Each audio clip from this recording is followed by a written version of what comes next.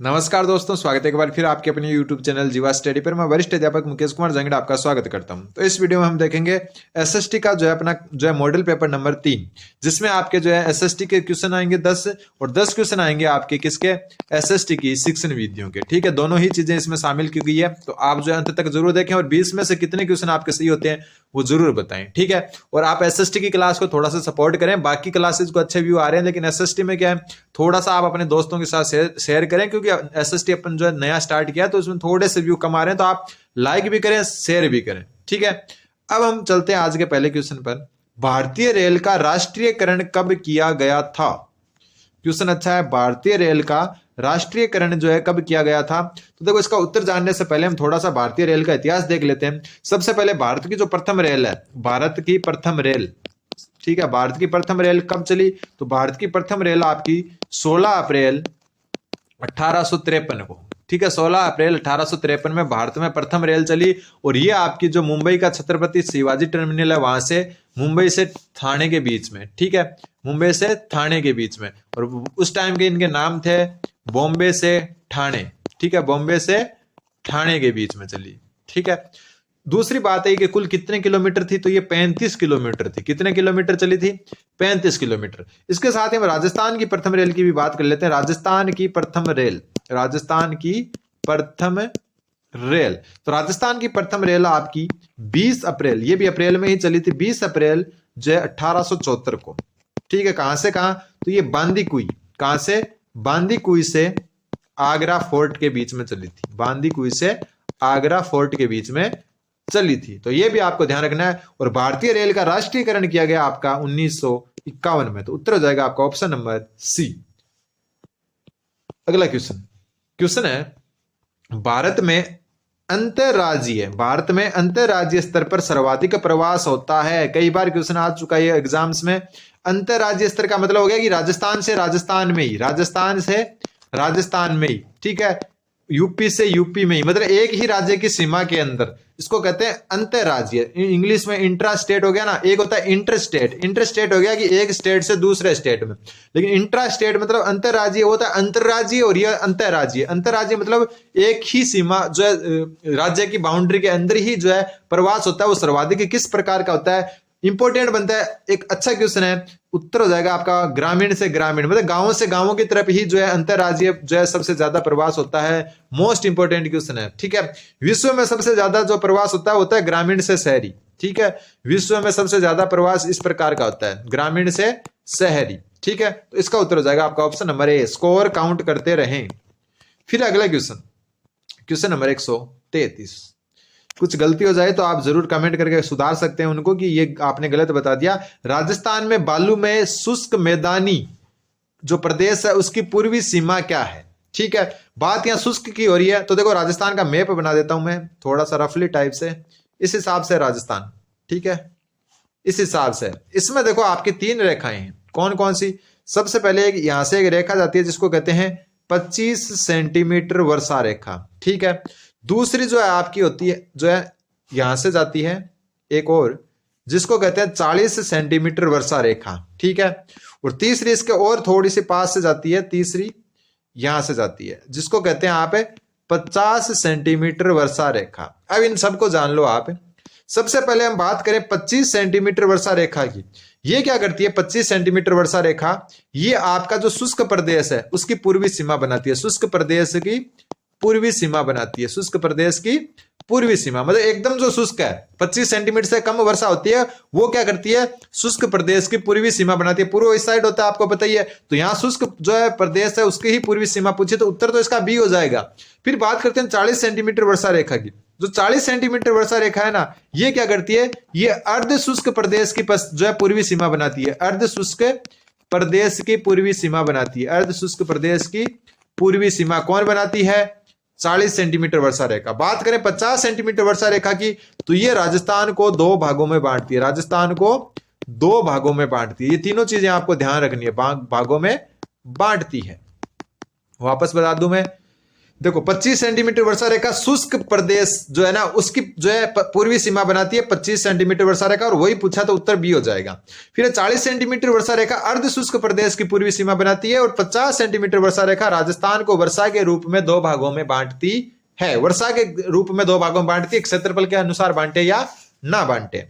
फिर अगला क्वेश्चन, कौन सा जो है असुमेलित है वो पूछा है। एक तरफ नदियां दी हुई है और एक तरफ उनकी जो है सहायक नदियां, दूसरी तरफ क्या है मुख्य नदी है। सबसे पहले बांडी की बात करें तो बांडी लूणी नदी की सहायक नदी है, बिल्कुल सही है। बात मेज की करें तो मेज जो है आपकी किसकी है, तो मेज जो है आपकी चंबल नदी की सहायक नदी है। कौन सी नदी की, चंबल की, और यहां माही दिया हुआ है तो ये गलत हो गया।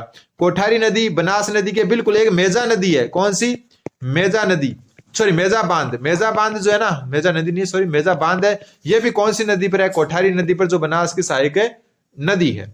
फिर बात करें पार्वती की तो ये भी चंबल की सहायक नदी है, बिल्कुल असुमेलित तो पूछा था तो उत्तर हो जाएगा आपका ऑप्शन नंबर 2, क्योंकि चंबल की सहायक नदी है मेज, ना की जो है माही की है। ठीक है, माही की तो आपको पता ही है, सोम है, जाखम है, ठीक है, ये नदियां जो है आपकी किसकी है, माही की सहायक नदियां हैं। अगला क्वेश्चन, शिक्षण विधियों के क्वेश्चन भी आएंगे, ये भी ध्यान रखना। फिर उत्तर पूर्वी राजस्थान में वर्षा का औसत क्या रहता है। उत्तर पूर्वी राजस्थान, वापस राजस्थान का मैप बनाते हैं, इस हिसाब से थोड़ा सा जो सही बनाते हैं। राजस्थान का मैप, इजी सा मैप है, यहां से शुरू होता है राजस्थान, ऐसे होता हुआ ऐसे जाता है, फिर थोड़ा सा ऐसे होता है, फिर ये राजस्थान बन गया अपना। ठीक है, उत्तर पूर्वी होता है ये अलवर वाला, जो भरतपुर वाला, जयपुर का जो ऊपर का भाग है, कोटपुतली, बहरोड, ये होता है आपका उत्तर पूर्वी। ठीक है, क्या होता है, उत्तर पूर्वी। और यहाँ पर जो वर्षा होती है ना वो होती है 50 से 70 सेंटीमीटर, ध्यान रखना इंपॉर्टेंट बनता है। 50 से 70 सेंटीमीटर वर्षा होती है उत्तर पूर्वी राजस्थान में। ठीक है, 75 से 100 के बीच में कहाँ होती है, तो 75 से 100 के बीच में यहाँ होती है। एक तो हाड़ौती प्रदेश में, कहां पर, हाड़ौती में, जहां पर कोटा जो है 12 झालावाड़ है, और दूसरा होती है डूंगरपुर में, डूंगरपुर बांसवाड़ा के कुछ भाग में, यहां होती है आपकी 75 से 100 सेंटीमीटर। तो बात यहां उत्तर पूर्वी की यानी कि इसकी पूछी थी, तो यहां होती है आपकी 50 से 70 सेंटीमीटर, ऑप्शन नंबर सी। फिर अगला क्वेश्चन, और पहले क्वेश्चन देखो उससे पहले एक बार लाइक वाला बटन जो नीचे दिया है वो दबा दें, और जो नए स्टूडेंट हैं, जो नॉन सब्सक्राइबर हैं, वो जो है सब्सक्राइब वाला बटन भी साथ में दबा दें। फिर आपका निम्नलिखित में से कौन सी जो है तिलहन फसल है। तिलहन का मतलब जिनसे तेल निकलता हो, तेल प्राप्त होता हो। अब तो एकदम इजी हो गया, गेहूं से तेल नहीं प्राप्त होता, चने से नहीं होता, मक्के से नहीं होता, तो उत्तर क्या हो जाएगा आपका ऑप्शन नंबर सी, सरसों। ठीक है, सरसों जो है आपकी तिलहन फसल है, तिलहन मतलब जिनसे तेल निकलता है। ठीक है, उत्तर हो जाएगा ऑप्शन नंबर सी। फिर क्वेश्चन नंबर 7 जो है आज का जो है वैसे 7वां क्वेश्चन है, राजस्थान में शहरी व ग्रामीण जनसंख्या का अनुपात या फिर जो है प्रतिशत क्या है वो बताना है। तो देखो राजस्थान में जो शहरी जनसंख्या है ना वो तो है आपकी 24.87%, इतनी तो क्या है शहरी जनसंख्या, और 75.13% है आपकी ग्रामीण जनसंख्या। नोट कर लेना इस चीज को, शहरी जनसंख्या है 24.87 और ग्रामीण जनसंख्या आपकी 75.13।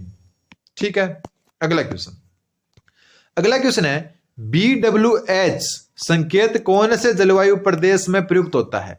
ठीक है, इसकी अगर फुल फॉर्म बात करें तो ये होता है BWHW। ठीक है, ये आपका शुष्क जो मरुस्थलीय प्रदेश होता है ना, शुष्क मरुस्थलीय प्रदेश, उसके लिए यूज होता है, शुष्क मरुस्थलीय प्रदेश के लिए। एक होता है BSH या BSH कह सकते हो, या BSHW भी लगा सकते हो। ये होता है आपका अर्ध शुष्क मरुस्थल के लिए, अर्ध शुष्क, या हम इसको कह सकते हैं अर्ध शुष्क को स्टेपी मरुस्थल के लिए। कौन सा, स्टेपी तुल्य मरुस्थल होता है। ठीक है, AW जो होता है वो होता है आपका जो है आर्द्र उष्ण कटिबंधीय आर्द्र के लिए, और एक होता है आपका CW, और CW जो होता है आपका अर्ध आर्द्र के लिए। किसके लिए, अर्ध आर्द्र के लिए। तो बात यहाँ BWHW की हो रही है या BWH की हो रही है, तो यह शुष्क जो है मरुस्थलीय, तो शुष्क मरुस्थलीय कहां पर है, देखो ये स्टेपी हो गया, तो ये देखो उष्ण कटिबंधीय मरुस्थलीय या फिर शुष्क मरुस्थलीय यही होता है, तो ऑप्शन नंबर सी इसका सही उत्तर हो जाएगा। और ये डी वाला हो जाएगा आपका BSH। ठीक है, W भी लगा सकते हो, नहीं भी लगा सकते, और उष्ण कटिबंधीय आर्द्र हो गया AW। ठीक है, तो उत्तर हो जाएगा आपका ऑप्शन नंबर सी। अगला क्वेश्चन है, भारत में प्रथम क्षेत्रीय ग्रामीण बैंक की स्थापना कब की गई। भारत में प्रथम क्षेत्रीय ग्रामीण बैंक की स्थापना कब की गई। तो देखो भारत में जो है ना प्रथम क्षेत्रीय ग्रामीण बैंक खोली गई, उसका नाम था प्रथमा बैंक। नाम ही क्या था, प्रथमा बैंक। ठीक है, और ये कहां खोली गई, ये उत्तर प्रदेश में। कहां पर, उत्तर प्रदेश में, और उत्तर प्रदेश के भी एक जगह है जिसका नाम है मुरादाबाद। कहां पर, मुरादाबाद में खोली गई। ठीक है, अब बात आती है कब खोली गई, तो 2 अक्टूबर 1975 को। कब खोली गई? 2 अक्टूबर 1975 को। अगला क्वेश्चन है कि क्षतिपूर्ति का सिद्धांत लागू कौन से बीमा पर नहीं होता? क्षतिपूर्ति मतलब टूट फूट की बात करें तो जीवन बीमा पर नहीं होता, ध्यान रखना। जीवन बीमा में क्षतिपूर्ति का कोई भी नियम लागू नहीं होता। समुद्री बीमा, वाहन बीमा और अग्नि बीमा में क्षतिपूर्ति यानी कि टूट फूट के भी क्या होती है? बीमा होती है। लेकिन जीवन बीमा में किसी भी प्रकार के टूट फूट पर यानी कि दुर्घटना पर कोई भी जो है क्षतिपूर्ति नहीं की जाती है। अगला क्वेश्चन नंबर जो है आज का 11वां, उपभोक्ता संरक्षण अधिनियम 1986 कब पारित किया गया? जो उपभोक्ता संरक्षण अधिनियम 1986 है वो पारित किया गया आपका 24 दिसंबर 1986 को। इसलिए 24 दिसंबर को क्या जो है उपभोक्ता दिवस मनाया जाता है, आपको पता ही हो। उपभोक्ता संरक्षण दिवस या उपभोक्ता दिवस कब मनाया जाता है? 24 दिसंबर को, ठीक है। तो 24 दिसंबर 1986 को जो है ये नियम क्या हुआ? पारित हुआ। और पूर्ण रूप से लागू कब हुआ? तो लागू वाली डेट अगर ये आपको याद रखनी है तो ये लागू हुआ 15 अप्रैल 1987 को, यानी कि लगभग जो है 4 से 5 महीने बाद लागू हुआ, ठीक है। लागू हुआ, पारित हुआ, दोनों में अंतर ध्यान रख लेना। उत्तर हो जाएगा आपका ऑप्शन नंबर बी। अगला क्वेश्चन है कि निम्न में से कौन सा कार्य भारतीय रिजर्व बैंक का है? निम्न में से कौन सा कार्य भारतीय रिजर्व बैंक का है? सबसे पहला बैंक शाखा का नियमन व नियंत्रण, ठीक है। बिल्कुल, बैंक शाखा नहीं है, बैंक शाख मतलब जो ऋण होता है, ठीक है। बैंकों का जो ऋण होता है ना उसका नियमन करना और उसका नियंत्रण करना, बिल्कुल। देश की बैंकिंग व्यवस्था पर नियंत्रण, बिल्कुल आरबीआई का यही कार्य है। नोट निर्गमन का मतलब नोट जारी करना, बिल्कुल भारतीय रिजर्व बैंक ही जारी करती है। ग्राहक को ऋण देना जो है रिजर्व बैंक का कार्य नहीं है। सीधे ग्राहक को जो है ये लोन नहीं देते। हाँ, बैंकों को लोन जरूर देती है। देखो यहाँ लिखा हुआ भी है ना, बैंक शाख का नियमन, यानी बैंकों को भारतीय रिजर्व बैंक जो है ऋण दे सकती है लेकिन डायरेक्ट ग्राहक को नहीं देती। तो पहला, दूसरा, तीसरा सही है, चौथा गलत है। तो ऑप्शन नंबर जो है सत्य पूछा था अपने को कि कौन सा जो है कार्य है, तो ऑप्शन नंबर 20 का सही उत्तर हो जाएगा। अब क्वेश्चन आते हैं शिक्षण विधियों के, ठीक है। एनसीएफ 2005 के अनुसार माध्यमिक स्तर पर सामाजिक विज्ञान शिक्षण का उद्देश्य क्या होना चाहिए? सबसे पहले विद्यार्थियों में आलोचनात्मक व अवधारणात्मक क्षमता का विकास करना, बिल्कुल। विद्यार्थी को इस योग्य बनाना कि वह लोकतांत्रिक व धर्मनिरपेक्ष समाज में नागरिकों के अधिकार व दायित्व को समझे, बिल्कुल ये सामाजिक विज्ञान का उद्देश्य है। विद्यार्थी विश्व की अर्थव्यवस्थाओं व राजनीति के संदर्भ में भारत में परिवर्तन और विकास की प्रक्रिया को समझे। तो तीनों ही ऑप्शन सही है, तो उत्तर हो जाएगा आपका ऑप्शन नंबर डी, उपरोक्त सभी। फिर आपका क्वेश्चन नंबर 144 और आज का 14वां क्वेश्चन कि प्रोजेक्ट कार्य के संबंध में असत्य कथन बताना है। सबसे पहला एक उद्देश्यपूर्ण प्रक्रिया है, तो बिल्कुल उद्देश्यपूर्ण प्रक्रिया है। फिर ये असल जीवन की परिस्थितियों से संबंधित होती है, बिल्कुल। प्रोजेक्ट कार्य होता है वो असल जीवन की परिस्थितियां हैं उन पर जो है लागू होता है, उनसे ही रिलेटेड कुछ प्रोजेक्ट आपको बनाने के लिए दिया जाता है। ये कृत्रिम वातावरण में संपादित किया जाता है, तो ये गलत हो गया, असत्य हो गया ऑप्शन नंबर 3। ये एक वास्तविक वातावरण में क्या किया जाता है? संपादित किया जाता है। फिर इसमें कुछ कार्य हाथ से संपादित करने होते हैं, बिल्कुल हाथ से भी कुछ कार्य जो है प्रोजेक्ट वर्क में संपादित करने होते हैं, तो इसी क्या हो गया? असत्य हो गया। अगला क्वेश्चन है सहयोगी अध्यापन। एक मिनट।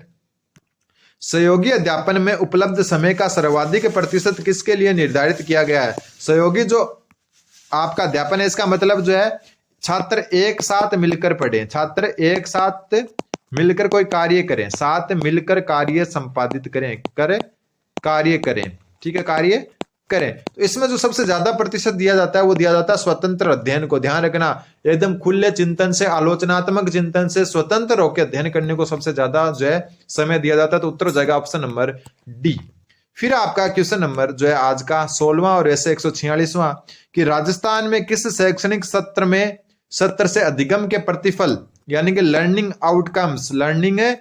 आउटकम्स को निर्धारित मानदंडों में शामिल कर उनका क्रियान्वयन अनिवार्य किया गया था? पहले ये क्वेश्चन आ चुका है। और ज्यादातर जो शिक्षण विधियां होती है ना, हिंदी, मैथ, साइंस, एसएसटी, इनकी लगभग समान सी होती है। तो शैक्षणिक सत्र कौन सा था जिसमें लर्निंग आउटकम्स या हम कह सकते हैं अधिगम के प्रतिफल को क्या किया गया? लागू किया गया। तो उत्तर आपका हो जाएगा 2017-18। पहले ये क्वेश्चन मैं करवा चुका, ध्यान रखना। उत्तर हो जाएगा 2017-18। फिर आपका राजस्थान में उच्च प्राथमिक विद्यालयों में वर्ष 2004-05 में चालू किए गए सूचना एवं संचार तकनीक आईसीटी कार्यक्रम को अन्य किस नाम से जाना जाता है? 2004-05 में आया था कल्प, ठीक है। और कल्प की जो फुल फॉर्म है वो भी मैं आपको बता देता हूं। फुल फॉर्म है इसकी कंप्यूटर एडेड लर्निंग प्रोग्राम। ठीक है, ये भी आपको ध्यान रखनी है। कंप्यूटर एडेड लर्निंग प्रोग्राम, जिसको कल्प कहते हैं, 2004-5 में जो है लागू किया गया था। बहुत अच्छा क्वेश्चन था ये। फिर आपका जो है आज का 18वां क्वेश्चन, निम्न में से कौन सी सहायक सामग्री प्रेक्षिप्त सामग्री नहीं है? प्रेक्षिप्त मतलब एक प्रकार से प्रोजेक्टेड, जैसे अपन देखते हैं ना, एक प्रोजेक्टर होता है जिसमें थोड़ी सी रोशनी निकलती है और एक सफेद कलर के जो पर्दे पर जो चित्र बनते हैं, उसको कहते हैं प्रेक्षिप्त सामग्री।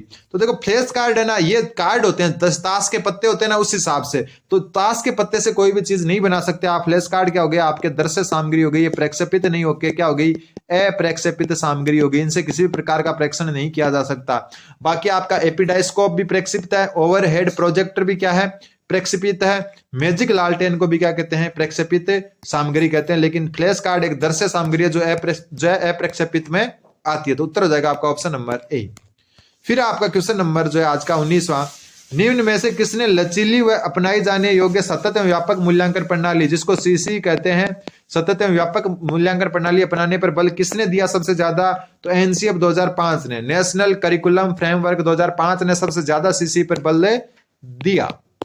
और आज का लास्ट क्वेश्चन, सामाजिक अध्ययन में निम्न में से, एक मिनट, सामाजिक अध्ययन में निम्न में से किस तत्व का अध्ययन किया जाता है? सबसे पहले सामाजिक संबंध का अध्ययन बिल्कुल, मानवीय संबंधों का अध्ययन बिल्कुल, तत्कालीन घटनाओं का बिल्कुल। तो उत्तर हो जाएगा प्रयुक्त सभी। तो ये आपके 20 क्वेश्चन थे, शिक्षण विधियां और जो है एसएसटी दोनों शामिल थी। 20 में से कितने सही हुए वो कमेंट करें, ठीक है। और चैनल को सब्सक्राइब करें, जीवा स्टडी पर बने रहें। धन्यवाद, बने रहें जीवा स्टडी के साथ। Thank you.